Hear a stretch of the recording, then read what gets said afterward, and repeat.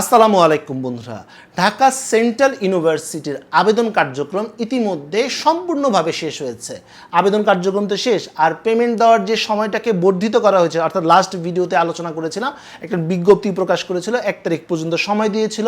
সেই বর্ধিত সময়টাও কিন্তু শেষ হয়ে গেছে। তোমরা অনেকেই সেন্ট্রাল ইউনিভার্সিটি নিয়ে নানা প্রশ্ন করেছো। আজকের ভিডিওতে এই কনফিউশনগুলো দূর করে দেওয়ার চেষ্টা করবো ইনশাল্লাহ। অনেকেই প্রশ্ন করেছো, ভাইয়া প্রবেশপত্র আমরা কবে থেকে পাবো? বন্ধুরা, ঢাকা সেন্ট্রাল ইউনিভার্সিটি যে সার্কুলারটি প্রকাশিত হয়েছিল, সেই সার্কুলার তারা খুব ক্লিয়ারভাবে বলেছে আগামী 5 তারিখ থেকে ওয়েবসাইটের মাধ্যমে তোমরা প্রবেশপত্র ডাউনলোড করতে পারবে এবং প্রবেশপত্রে নানা ইনস্ট্রাকশনও দেওয়া থাকবে। পরীক্ষার দিন পর্যন্ত, অর্থাৎ যেদিন তোমার পরীক্ষা ওই দিন পর্যন্ত তুমি প্রবেশপত্র ডাউনলোড করতে পারবে। অনেকেই প্রশ্ন করেছো, ভাইয়া ভর্তি আমাদের কবে থেকে হবে, অর্থাৎ ফাইনাল অ্যাডমিশনটা কবে থেকে শুরু হতে যাচ্ছে? মূলত 13 থেকে 27 আগস্ট পর্যন্ত তোমাদের ফাইনাল অ্যাডমিশনের কার্যক্রম চলবে এবং ক্লাস শুরু হবে আগামী 6 সেপ্টেম্বর। সবচেয়ে বেশি যে প্রশ্নটি এসেছে সেটি হচ্ছে কেন্দ্র। অনেকেই প্রশ্ন করেছো, ভাইয়া কেন্দ্র কোথায় হবে? বন্ধুরা, এটা যখন তোমার আসন বিন্যাস প্রকাশিত হবে সেখানেই তোমার কেন্দ্রটা উল্লেখ করা থাকবে। যেহেতু ঢাকা সেন্ট্রাল ইউনিভার্সিটি ঢাকাতেই অবস্থিত, কলেজগুলো রয়েছে 7টি কলেজ, এগুলো ঢাকাতেই অবস্থিত, তাই তোমার পরীক্ষা ঢাকাতেই হবে।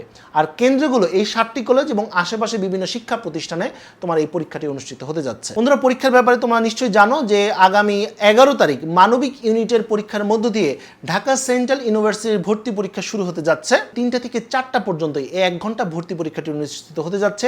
বাংলা, ইংরেজি, সাধারণ জ্ঞান থেকে পরীক্ষায় প্রশ্ন আসবে। আর মানবিক ইউনিটের আসন বিন্যাস, অর্থাৎ তোমাদের সিট এবং কেন্দ্র তোমরা 8 জুলাই থেকে দেখতে পাবে। এছাড়া রেজাল্ট প্রকাশিত হবে 14 জুলাই এবং চয়েসের কার্যক্রম হবে 16 তারিখ থেকে 30 তারিখ পর্যন্ত। বন্ধুরা, বিজ্ঞান ইউনিট এবং বাণিজ্য ইউনিটের পরীক্ষা 17 জুলাই অনুষ্ঠিত হতে যাচ্ছে। আসন বিন্যাস প্রকাশিত হবে 14 জুলাই এবং ফলাফল প্রকাশিত হবে 20 জুলাই এবং চয়েস দিতে পারবে তোমরা 22 থেকে 6 আগস্ট পর্যন্ত। অনেকেই প্রশ্ন করেছো ঢাকা সেন্ট্রাল ইউনিভার্সিটির হল নিয়ে। বন্ধুরা, এখানে যে 7টি কলেজ রয়েছে, এই 7টি কলেজের মধ্যে সোহরাওয়ার্দী কলেজ ব্যতীত বাকি সকল কলেজে কিন্তু হল এবং ট্রান্সপোর্টের ব্যবস্থা রয়েছে। অনেকেই প্রশ্ন করেছে, ভাইয়া আবেদনের সময় কি বৃদ্ধি হতে পারে? না, আবেদনের সময় আর বৃদ্ধি হওয়ার কোনো সম্ভাবনা নেই। পরীক্ষার সময় কি পরিবর্তন হবে? না, পরীক্ষার সময়ের কোনো পরিবর্তন হবে না। তবে এই ব্যাপারে যদি কোনো আপডেট আসে ইনশাল্লাহ জানিয়ে দেবো। তবে পরীক্ষার সময় চেঞ্জ হওয়ার কোনো সম্ভাবনা নেই। অনেকেই গ্রুপ চেঞ্জ নিয়ে প্রশ্ন করেছে, ভাইয়া গ্রুপ চেঞ্জ কিভাবে করব? অর্থাৎ আমি সায়েন্স থেকে কমার্সে যেতে চাই বা কমার্স থেকে আর্টসে যেতে চাই বা আর্টস থেকে কমার্সে আসতে চাই, এটা কখন করা সম্ভব?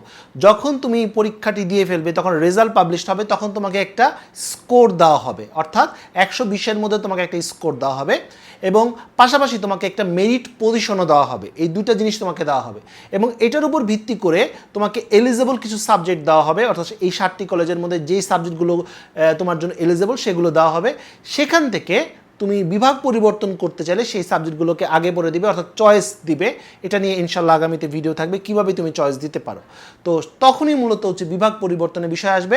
এবং পাশাপাশি অনেকেই প্রশ্ন করেছো, ভাইয়া কোটার তথ্য তো আমরা দিলাম না, কোটার তথ্য আমরা কখন দিব? যখন তোমরা চয়েস দিতে যাবে তখনই তোমাকে কোটার তথ্য দিতে হবে। বন্ধুরা, অনেকেই যে প্রশ্নটি আমাকে করেছো যে ভাইয়া কত স্কোর হলে আমি চান্স পেতে পারি? বন্ধুরা, এবার কিন্তু ঢাকা সেন্ট্রাল ইউনিভার্সিটির আসন সংখ্যা কমানো হয়েছে। যেহেতু আসন সংখ্যা কমানো হয়েছে, তাই এখানে কিন্তু চান্স পাওয়াটাও চ্যালেঞ্জিং। তাই এখানে স্কোর ভালো করতে হবে। আর এই 100 নম্বরের মধ্যে, অর্থাৎ ভর্তি পরীক্ষা 100 নম্বরের মধ্যে অবশ্যই তোমাকে 55+ তোমাকে ক্যারি করতে হবে। তাহলে এখানে হয়তো একটা সম্ভাবনা সৃষ্টি হতে পারে। তবে সেটা তোমার পছন্দের সাবজেক্ট, পছন্দের কলেজ নাও হতে পারে। সেটা একটা সাবজেক্টে তুমি চান্স পেয়ে যেতে পারো। ভালো সাবজেক্ট পাওয়ার জন্য তোমাকে আরও ভালো স্কোর করতে হবে। আশা করি এতটুকু ক্লিয়ার। পাশাপাশি আরেকটি বিষয় এখানে জড়িত, যদি তোমার স্কোর কম থাকে, অর্থাৎ জিপিএ কম থাকে, তখন তোমাকে কিন্তু ভর্তি পরীক্ষাতে ভালো করতে হবে। স্কোর যদি ভালো থাকে, অর্থাৎ তোমার জিপিএ স্কোর যদি ভালো থাকে, ভর্তি পরীক্ষা কিছুটা কম হলেও জিপিএ তোমাকে ব্যাকআপ দিবে। মোট কথা 2 জায়গায় তোমাকে ভালো করতে হবে। তো বন্ধুরা, এই ছিল আজকের মতো ভিডিও। পরবর্তী আপডেট এবং সঠিক তথ্যের জন্য আমার চ্যানেলটি সাবস্ক্রাইব করে রাখার অনুরোধ করছি। তো বন্ধুরা, আজ এই পর্যন্ত সবাই ভালো থাকো, সুস্থ থাকো। দেখা হবে আগামী কোনো ভিডিওতে। সে পর্যন্ত আল্লাহ হাফিজ।